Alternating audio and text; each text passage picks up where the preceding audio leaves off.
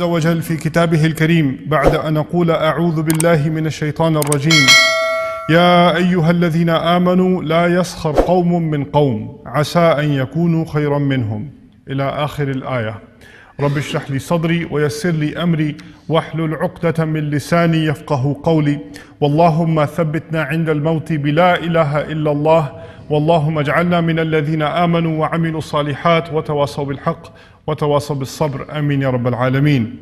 আজকের খুতবায় একটা কঠিন বিষয় নিয়ে আমি অনুভব করি এটি আমার এবং আপনার জন্য একটা গুরুত্বপূর্ণ স্মরণিকা।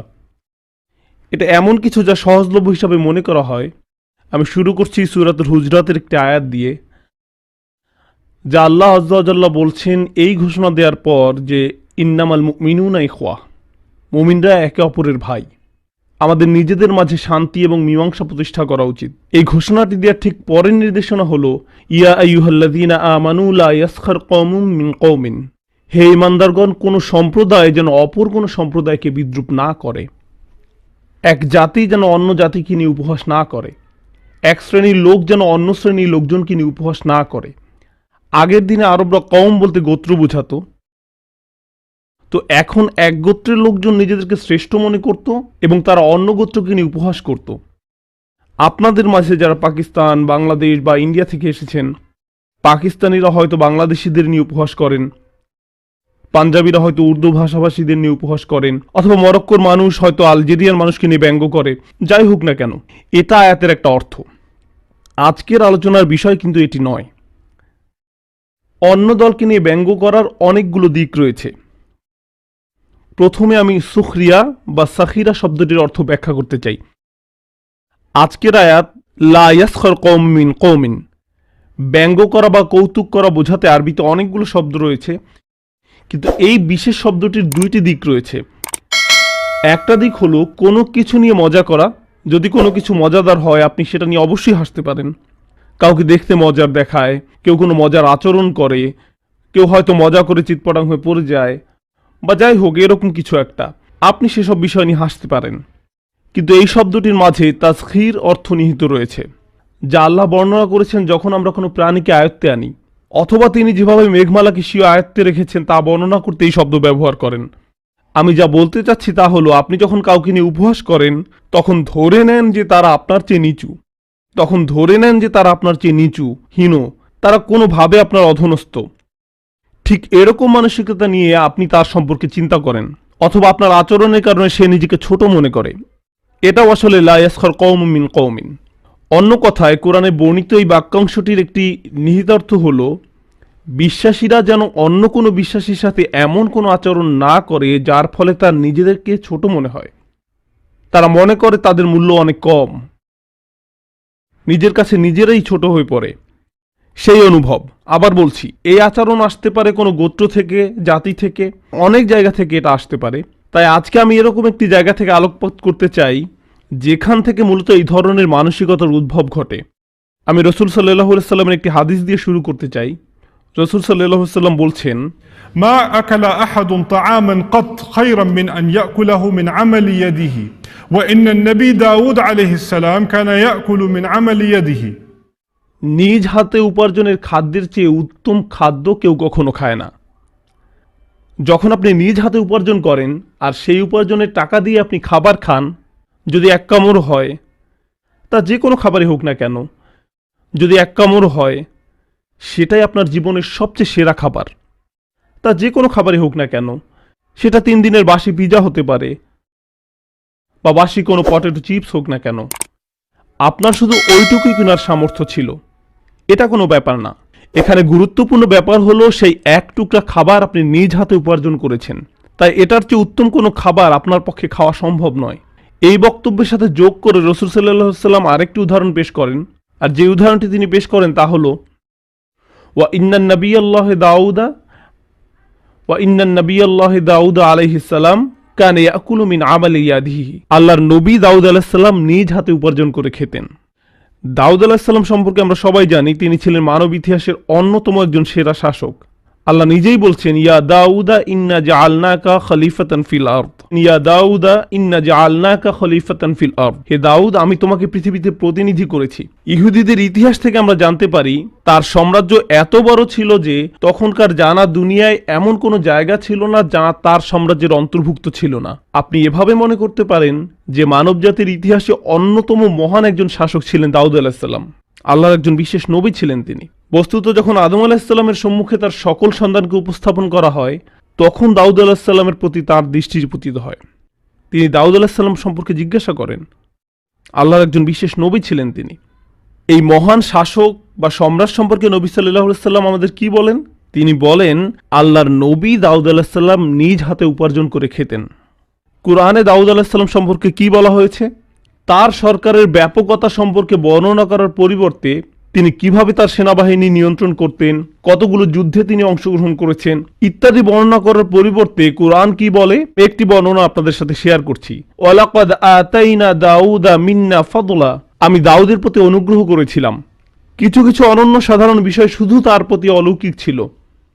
উদাহরণস্বরূপ, ইয়া জিবালু আউবিবি মাআহু, হে পর্বতমালা তোমরা দাউদের সাথে আমার পবিত্রতা ঘোষণা করো। অত্তয়ির, এবং হে পাখি সকল তোমরাও। ওয়া আলান্না লাহুল হাদিদ আনি'মাল সাবিগাতিন অকদ্দির ফি সিদ, আমি তার জন্য লৌহকে নরম করে দিয়েছিলাম। অন্য কথায় তিনি শিখেছিলেন যে কিভাবে লোহাকে গলাতে হয় এবং সেটাকে বিভিন্ন আকৃতি দিতে হয়। তারপর আল্লাহ সরাসরি তাকে নির্দেশ দান করেন, প্রশস্ত বর্ম তৈরি করো, কড়াসমূহ যথাযথভাবে সংযুক্ত করো। অন্য কথায় আল্লাহ তাকে লোহা দিয়ে কাজ করার ইঞ্জিনিয়ারিং শিক্ষা দিয়েছিলেন। এখন দাউদ আলাহিসাল্লাম সম্পর্কে এই সমস্ত বিষয়গুলো নিয়ে একসাথে চিন্তা করি। দাউদ আলাহিসাল্লাম সম্পর্কে যদি এই সমস্ত বিষয়গুলো নিয়ে একসাথে চিন্তা করি, তার কাজের কাঁচামাল সংগ্রহের জন্য তিনি পাহাড়ে যেতেন। তখন তিনি দেখতেন পাখিরা তার সাথে সাথে আল্লাহর গুণকীর্তন করছে। তারপর তিনি সেই কাঁচামালগুলো নিয়ে আসতেন, তিনি সেগুলো নিয়ে কাজ শুরু করতেন। সেই লোহাগুলো পোড়াতেন, গলাতেন একজন লোহা মিস্ত্রির মতো। আজকের দিনে এই কাজগুলো আপনারা হয়তো নিম্নমানের কাজ মনে করেন। যারা লোহা নিয়ে কাজ করছে, পোড়াচ্ছে, গলাচ্ছে, বাজে গন্ধ ছড়াচ্ছে, মানুষ তাদের নিকট যেতে চায় না। তাদের গোটা শরীরে লোহা থেকে ছড়ানো কালি এবং বালুতে ভরা থাকে। এই কাজটাই সারাদিন ধরে তারা করে। এটা এমন কাজ নয় যে আপনি 5-10 মিনিট করলেন তারপর শেষ। আপনি সমস্ত দিন এই কাজ করেই কাটিয়ে দেন, ক্লান্ত হয়ে পড়েন। এটা শারীরিক পরিশ্রমের কাজ, নীল পোশাকের মানুষদের কাজ, ফ্যাক্টরিতে কাজ করার মতো। এটা এমন কাজ নয় যে আপনি 5-10 মিনিট করলেন তারপর শেষ। আর দাউদ আলাহিসাল্লাম এই কাজটিই করতেন। এই উদাহরণটি রাসূল সাল্লাল্লাহু আলাইহি ওয়াসাল্লাম আমাদেরকে প্রদান করেন। আর ঠিক এই উদাহরণটি বর্ণনা করার শুরুতে আল্লাহ বলেন দাউদ আলাইহিস সালামকে একটি বিশেষ অনুগ্রহ প্রদান করা হয়েছে, তিনি তাকে এভাবে কাজ করা শিখিয়েছেন। এখন আমি যে বিষয়টা বলতে চাচ্ছি তা হলো, আল্লাহর নিকট থেকে এই উদাহরণটি পেশ করার মাধ্যমে আল্লাহ রাসূল সাল্লাল্লাহু আলাইহি ওয়াসাল্লাম পৃথিবীর সকল কাজকে সম্মান প্রদর্শন করেছেন। যখন আপনি একটা ট্যাক্সি চালাচ্ছেন, যখন আপনি একটা ক্যাশ রেজিস্টারের সামনে দাঁড়িয়ে থাকেন, যখন আপনি পিৎজা ডেলিভারি দিচ্ছেন, যখন আপনি কোনো এয়ারপোর্টে পরিষ্কারের কাজ করেন এবং বাথরুম পরিষ্কার করছেন, যখন আপনি সিকিউরিটি গার্ডের চাকরি করছেন, আর যখন কেউ জিজ্ঞেস করে আপনি কি চাকরি করেন, তখন আপনি লজ্জিত হয়ে পড়েন যে কি জবাব দিবেন। আপনি হয়তো তখন ভাবেন, ও তার তো একটা ডিগ্রি আছে, সে অ্যাকাউন্টেন্ট, তার একটা অফিস আছে, অমুক লোক প্রোগ্রামার, অমুক লোক ডাক্তার, অমুক লোক ইঞ্জিনিয়ার, আর আমি তো মাত্র একজন ট্যাক্সি চালক, আমি তো মাত্র একটা মুদির দোকানে কাজ করি, আমি তো শুধু ট্রাক চালাই। আপনি অনুভব করেন যে আমার তো দাম কম, কারণ আমি এই ধরনের কাজ করি। আল্লাহ সুবহানাহু ওয়া তাআলা সব ধরনের হালাল কাজকে সম্মানিত করেছেন। আর রাসূল সাল্লাল্লাহু আলাইহি ওয়াসাল্লাম বলেন, নিজ হাতে উপার্জিত খাদ্যের চেয়ে উত্তম কোনো খাদ্য কখনোই কেউ খায় না। এভাবেই আল্লাহ সব কাজকে মর্যাদাবান করেছেন। এবং তিনি একজন নবী দাউদ আলাইহিস সালামের উদাহরণ পেশ করেন, যিনি শারীরিক পরিশ্রমের কাজ করতেন। রাসূল সাল্লাল্লাহু আলাইহি ওয়াসাল্লামের আরেকটি হাদিস শুনুন। এই হাদিসটি শুনে আমি খুবই অনুপ্রাণিত হয়েছি। إما إنه إن كان يسعى على والديه أو أحدهما فهو في سبيل الله, যদি কেউ তার পিতা মাতা উভয়ের বা একজনের ভরণ পোষণের জন্য প্রচেষ্টা চালায়, তবে সে আল্লাহর পথে। আপনার পিতা মাতা বৃদ্ধ হয়ে পড়েছেন, কোনো কিছু উপার্জন করা তাদের পক্ষে আর সম্ভব নয়, আর তাই আপনাকে অতিরিক্ত কাজ করতে হয়। আপনার নিয়মিত চাকরি হয়তো আপনার নিজের ভরণ পোষণের জন্য যথেষ্ট, কিন্তু পিতামাতার জন্য আপনাকে এখন অতিরিক্ত কাজ করতে হয়। তারা অসুস্থ এবং বৃদ্ধ হয়ে পড়েছেন। তো কেউ যখন এরকম পিতামাতা উভয়ের জন্য বা একজনের জন্য ভরণ পোষণের প্রচেষ্টা চালায়, তবে সে অবস্থাকে রাসূল সাল্লাল্লাহু আলাইহি ওয়াসাল্লাম কি বলেন? ফাহুয়া ফি সাবিলিল্লাহ, তবে সে আল্লাহর পথে আছে, সে লোক আল্লাহর পথে প্রচেষ্টা চালাচ্ছে, আল্লাহর নিকট তা সম্ভ্রান্ত কাজ। এই মানুষটার হয়তো খারাপ লাগতে পারে এই ভেবে যে আমি অনেক বেশি বার মসজিদে আসতে চাই কিন্তু আসতে পারি না, বেশি কোরআন তেলাওয়াত করতে সময় পাই না। আগে আমি জ্ঞান অর্জনের জন্য কত সময় ব্যয় করতাম, আর এখন আমি সব সময় কাজ করি, কারণ আমাকে আমার পরিবারের ব্যয় বহন করতে হয়। আমার মনে হচ্ছে আমি দুনিয়াকে সকল সময় দিয়ে দিচ্ছি। আগে আমি আল্লাহর দ্বীনের জন্য কত সময় ব্যয় করতাম। এই পরিস্থিতিতে রাসূল সাল্লাল্লাহু আলাইহি ওয়াসাল্লাম আপনাকে বলেন এটাও আল্লাহর পথে। তারপর এমন নিরুপায় মানুষও আছে, তারা এত পরিশ্রম করে যে তারা যে কাজই পায় তাই করে, কিন্তু তারপরেও কোনো রকমের সংসার চালায়, তারা কোনো মতে নিজেদের খরচ বহন করে, দিনে আনে দিনে খায়। তাদের সম্পর্কে রাসূল সাল্লাল্লাহু আলাইহি ওয়াসাল্লাম কি বলেন? আর যদি সে শুধু নিজের জন্য প্রচেষ্টা চালায়, সেটাও আল্লাহর জন্য, সেটাও সম্মানিত। এটাই আমাদের ধর্মের সৌন্দর্য। আল্লাহ মানুষকে সম্মানিত করেন, আমরা তাদের দিকে নিচু দৃষ্টিতে তাকাই, তারা নিজেদেরকে ছোট মনে করে। শুরু করেছিলাম লা ইয়াসখার কওমুম মিন কওমিন দিয়ে। আপনার আচরণ দ্বারা কাউকে ছোট করবেন না, এক গ্রুপকে অন্য গ্রুপের তুলনায় ছোট করবেন না। ধরুন আপনারা কয়েকজন বন্ধু একত্রে থাকেন, সবাই কলেজ পাশ করেছেন, কিন্তু একজন পাশ করতে পারেনি, তার অর্থনৈতিক সমস্যা আছে, তার বাবা ব্যবসায় লস করেছে, তাই তাকে স্কুল ত্যাগ করে একটা গ্যাস স্টেশনে চাকরি নিতে হয়েছে। এখন আপনারা সবাই চাকরি করেন, একত্রে ঘুরেন, আর সেই বন্ধুর দিকে নিচু দৃষ্টিতে তাকান, তাকে মনে করিয়ে দেন যে সে কিভাবে স্কুল পরিত্যাগ করলো। এটাই লা ইয়াসখার কওমুম মিন কওমিন। তার গ্যাস স্টেশনে দাঁড়িয়ে থাকা, গ্যাস পাম্প করা আল্লাহর নিকট মর্যাদাবান এবং সম্মানিত। এর মাধ্যমে আল্লাহ তাকে সম্মানিত করেছেন। আল্লাহর এই আয়াতটি মনে রেখে উপার্জন বিষয়ে আমরা একে অন্যকে ছোট চোখে দেখি না। জানেন আল্লাহ কিভাবে অর্থ উপার্জনের বিষয়টা কোরআনে উল্লেখ করেছেন? যে কাজই আপনি করেন না কেন, সেটা ব্যবসা হোক, অফিসে কাজ করেন, হসপিটালে চাকরি করেন, বা শারীরিক পরিশ্রমের কাজ যেটাই হোক, সব ধরনের হালাল কাজের একটাই নাম আছে। যে কাজই আপনি করেন না কেন, বিশেষত শুক্রবারে জুমার পরে তিনি কি করতে বলেছেন? ফাইযা কুদিয়াতিস সালাত ফান্তাশিরু ফিল আরদ ওয়াবতাগু মিন ফাদলিল্লাহ। নামাজ শেষ হওয়ার পর জমিনে ছড়িয়ে পড়ো, যেখানে যাওয়ার সেখানে যাও, এবং আল্লাহর অনুগ্রহ অনুসন্ধান করো। সেই উপার্জন সেটা যে কাজই হোক না কেন, আল্লাহ সেটাকে আপনার প্রতি আল্লাহর অনুগ্রহ হিসাবে উল্লেখ করছেন। সেটা আপনার উপর আল্লাহর অনুগ্রহ। আর যখন আল্লাহ কারো প্রতি অনুগ্রহ করেন, তাকে আল্লাহ সম্মানিত করেছেন। কারো উপর আল্লাহর অনুগ্রহ থাকলে সেখানে অসম্মানের কোনো বিষয় নেই। এই দুইটা একত্রিত হওয়া সম্ভব নয়। চলুন এই ধারণাটি বাড়ির পাশে নিয়ে আসি। এই ধারণা যে অন্যের চেয়ে আপনি ভালো চাকরি করেন, প্রসঙ্গত এই আচরণ আমরা শুধু অপরিচিত মানুষদের সাথেই করি না, আমরা পরিবারের সদস্যদের সাথেও একই আচরণ করি। কোনো যুবক হয়তো বলে আমি ডাক্তার হতে চাই না, আমি ফার্মাসিস্ট হতে চাই।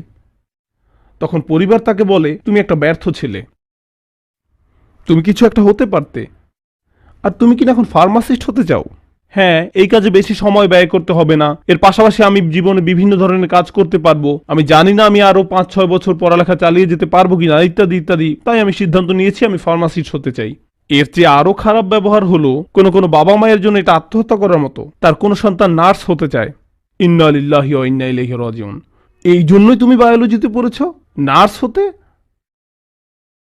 এর চেয়েও খারাপ ব্যাপার হলো, কোনো যুবক যদি ইতিহাস পড়ার ইচ্ছা ব্যক্ত করে, বাবা মা তখন বিস্মিত হয়ে জিজ্ঞেস করে ইতিহাস পড়ে তুমি কি চাকরি করবে? ওয়েল, আমি ইতিহাস ভালোবাসি, আর আমি মনে করি এটা শিক্ষা করা গুরুত্বপূর্ণ, আর ভাবছি পাশ করার পর আমি শিক্ষকতা করব। তুমি শিক্ষক হতে চাও? আসল একটা চাকরি করো, শিক্ষক। যারা কিছু করতে পারে না তারাই শিক্ষকতা করে।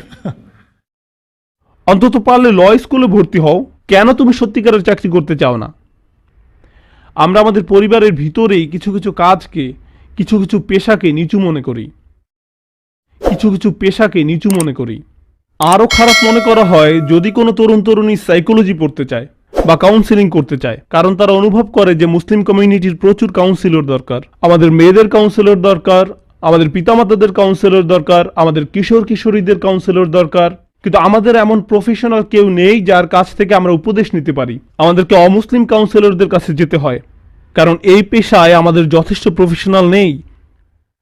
তাই কেউ যদি কাউন্সিলিং পেশায় যেতে চায়, তখন সবাই তাকে নিয়ে মজা করে যে সাইকোলজি নিয়ে পড়তে চাও, কারণ তারা বলে তুমি এটা পড়ে কি করবে, তুমি এটা পড়ে কিভাবে ক্যারিয়ার গড়বে। আল্লাহ যে কাজে কাউকে দক্ষতা দিয়েছেন সেটা নিয়ে ব্যঙ্গ করা, যে কাজ করার জন্য আল্লাহ তাদেরকে অনুপ্রেরণা দিচ্ছেন।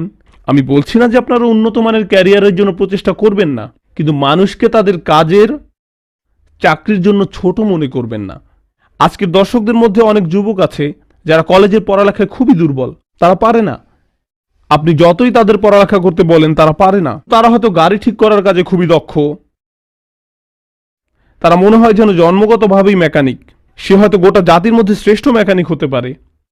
আমি তার সাথে এমন আচরণ করি না যার ফলে সে নিজের সম্পর্কে খুবই মন্দ ধারণা পোষণ করে। সে চেষ্টা করেছে কিন্তু পারেনি, কিন্তু যখন সে ওই কাজে মনোনিবেশ করলো, খুবই দক্ষতা দেখাতে পারলো, এখন সে নিজের নামে 3-4টা গ্যারেজ চালায়। তারপর সে হয়তো ভার্সিটি থেকে পাশ করা কাউকে অ্যাকাউন্টেন্ট হিসাবে চাকরি দেয়। এটাই ঘটছে। এরকম প্রচুর উদাহরণ রয়েছে। সবাইকে একই পথে চলতে হবে না। আমরা মনে করি সমাজ আমাদের জন্য যে পথগুলো নির্ধারণ করে দিয়েছে, সম্মান পাওয়ার জন্য সেগুলোই একমাত্র পথ। সবাইকে একই পথে চলতে হবে না। আপনি যদি ভার্সিটি থেকে একটা ডিগ্রি অর্জন করতে পারেন তবেই আপনি সম্মান পাবেন। যদি আপনার কোনো অফিসে চাকরি থাকে তবেই আপনি সম্মান পাবেন। যদি অমুক অমুক কাজ করেন, কিন্তু যদি আপনি কৃষক হন তবে আপনার কোনো সম্মান নেই। যদি আপনি ট্যাক্সি ড্রাইভার হন তবে আপনার কোনো সম্মান নেই। যদি আপনি মেকানিক হন আপনার কোনো সম্মান নেই। কে এটা ঠিক করেছে? আল্লাহ এবং তার রসুলকে এই মান ঠিক করে দিয়েছেন।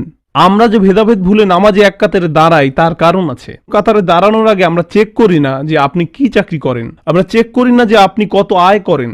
ইন্না আক্রামাকুম ইনদাল্লাহি আতকাকুম, নিশ্চয়ই আল্লাহর কাছে সেই সবচেয়ে মর্যাদাবান যে সবচেয়ে বেশি পরহেজগার, যে সবচেয়ে বেশি পরহেজগার। এই চমকপ্রদ আয়াত দিয়ে আমি শেষ করব, কিন্তু তার পূর্বে আবার দাউদ আলাইহিস সালাম সম্পর্কে কথা বলতে চাই, কারণ ওই আয়াতের সমাপ্তিটা অসম্ভব সুন্দর। এটা করার আগে সূরাতুল কাসাস থেকে একটা আয়াত আলোচনা করতে চাই। আল্লাহ বলেন, تلك الدار الآخرة نجعلها للذين لا يريدون علوا في الأرض ولا فسادا। সেই আখিরাতের ঘর মানে জান্নাত আমি তোমাদের জন্য নির্ধারিত করি।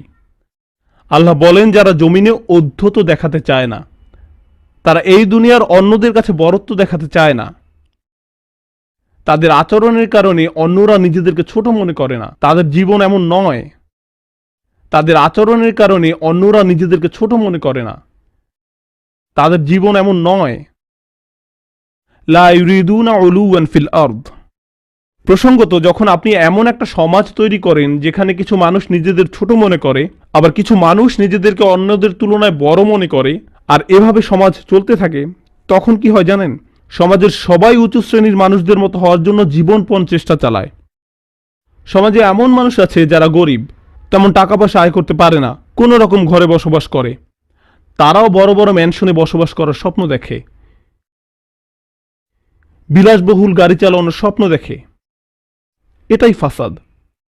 এই শ্রেণী বৈষম্যমূলক সমাজ, যেখানে এক শ্রেণী অন্য শ্রেণীর মর্যাদার জন্য প্রতিনিয়ত টেক্কা দিয়ে যায়, এটাই ফাসাদ। কারুনের ক্ষেত্রে ঠিক এটাই ঘটেছিল।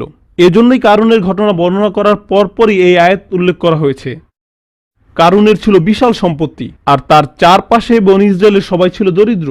তারা বলতো, ইয়া লাইতা লানা মিসলা মা উতিয়া কারুন, কারুন যা পেয়েছে আমাদের যদি তাই দেয়া হতো, আমরা কতই ভালো থাকতাম। ইস, আমার যদি কারুনের মতো সম্পত্তি থাকতো, কত চমৎকার হতো। আমার যদি তার মতো সম্পত্তি থাকতো। এর মূলটা দুর্নীতিগ্রস্ত, এটা অন্তরের বিকৃতি। এই আকাঙ্ক্ষা যে কোনো উপায়ে মানুষকে টাকা উপার্জন করতে বাধ্য করে। তখন তারা আর হালাল হারামের তোয়াক্কা করে না। যদি এখান থেকে ভালো কামানো যায় আমি করব, যতক্ষণ এখান থেকে ভালো পয়সা আসে আমি করব। আপনার হাত দিয়ে হালাল এবং বৈধ আয় করার যে বিধান আছে, আপনার জীবনে তার আর কোনো অস্তিত্ব থাকে না।